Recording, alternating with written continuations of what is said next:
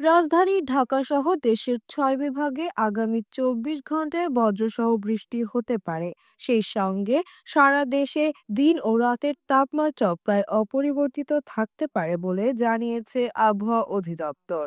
শনিবার সকাল ৯টা থেকে পরবর্তী ২৪ ঘন্টার জন্য দেওয়া পূর্বাভাসে এ তথ্য জানানো হয়েছে।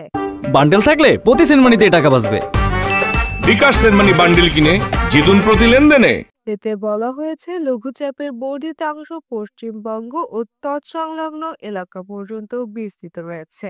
এ অবস্থায় আজ রংপুর ও সিলেট বিভাগের কিছু কিছু জায়গা এবং রাজশাহী, ময়মনসিংহ, খুলনা ও ঢাকা বিভাগের ২-১ জায়গায় অস্থায়ীভাবে দমকা হাওয়া সহ বৃষ্টি অথবা বজ্রসহ বৃষ্টি হতে পারে।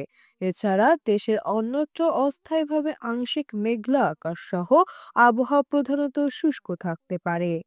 আগামী রোববার সকাল ৯টা থেকে পরবর্তী ২৪ ঘন্টায় রংপুর, রাজশাহী, ময়মনসিংহ, ঢাকা, চট্টগ্রাম ও সিলেট বিভাগের ২-১ জায়গায় অস্থায়ীভাবে দমকা হাওয়া সহ বৃষ্টি অথবা বজ্র বৃষ্টি হতে পারে।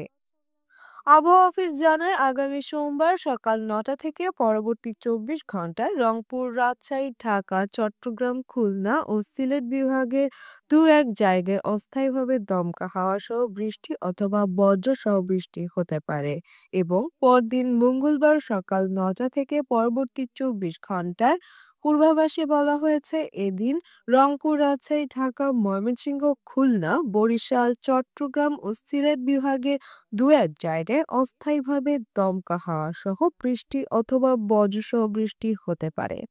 সাইমা শারমিন হক, ঢাকা ট্রিবিউন।